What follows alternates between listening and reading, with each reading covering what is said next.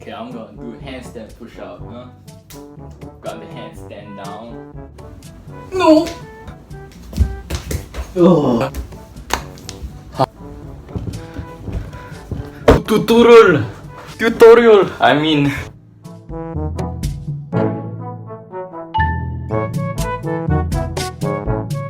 Go ahead.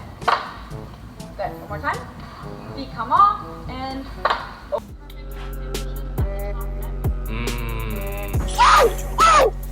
Oh my god! Oh! Are they not recording? Are you recording, Crickshaw? Hi guys, welcome back to another video. Today we're going to learn how to do a handstand push-up, and yes, this is going to be the second episode of how to skill. So without further ado, let's get into the tutorial. Ah yes, the handstand push-up, one of my top favorite exercise. In fact, it's now the #1 favorite exercise of mine which I use in my workout since I don't have the planche or planche push-ups down yet. The handstand push-up isn't just a shoulder killer but also a hell of a core workout. The only prerequisite I have for you before learning the handstand push-up is a 10-second freestanding handstand. If you can't do a handstand yet, just click on my previous video on how to handstand.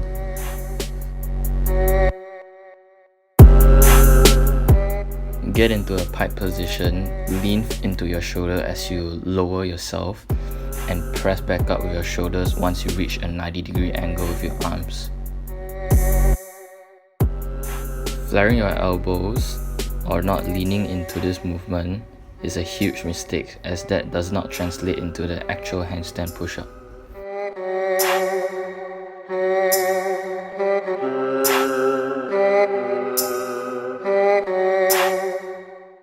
In this progression, you're performing a pike push-up but on an elevated surface. By putting your feet on an elevated surface, more of your body weight will be transferred onto your shoulders as you perform the pike push-up, making the pike push-up itself more harder and therefore getting you a lot stronger for the next progression.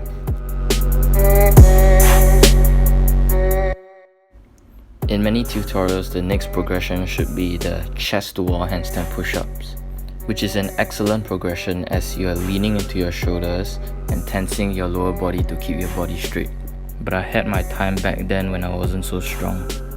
When I tried my first chest-to-wall handstand push-up, I wasn't strong enough, which resulted in the worst lower back injury of my life.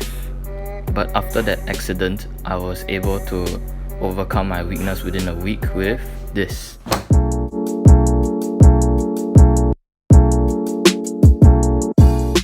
Climb the wall with your feet until your hand placements are 3 hands away from the wall. Open your shoulders, tighten your glutes and core.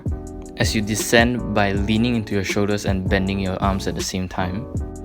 Once your nose touches the book, immediately push yourself back up into a straight chest-to-wall handstand. I'm not a fan of touching my nose on the ground every handstand push-up rep, but I just think that this is the best way to count every rep in this exercise.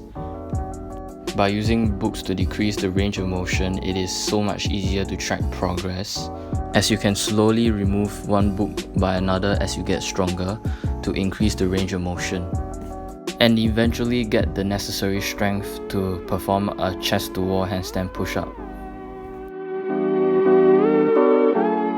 A mistake that many beginners do is basically putting your hands too close to the wall. This results in many types of bad forms such as the flaring of elbows or arching of the back.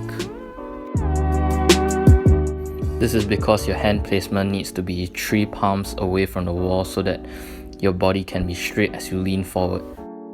Even if your palms are 3 hands away from the wall, you should still make a conscious effort to squeeze your glutes so that you don't arch your back, and also make a conscious effort to tuck in your elbows so that your elbows don't flare out.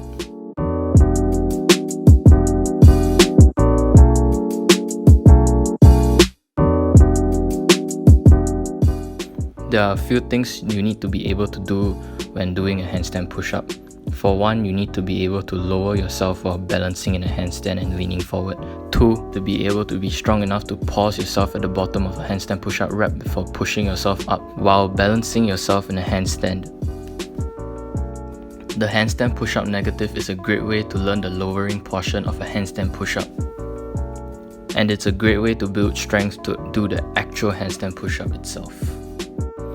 Now this progression is where a good balance kicks in.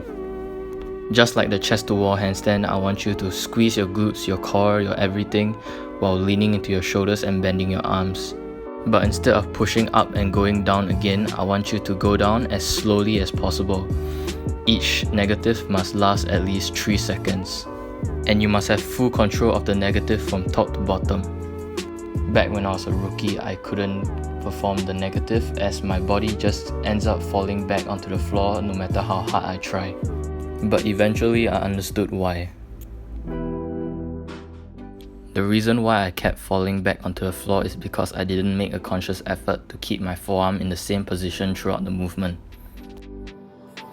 Notice that when I'm doing a handstand push-up, the angle between my forearm and wrist was either at 90 degrees or lesser.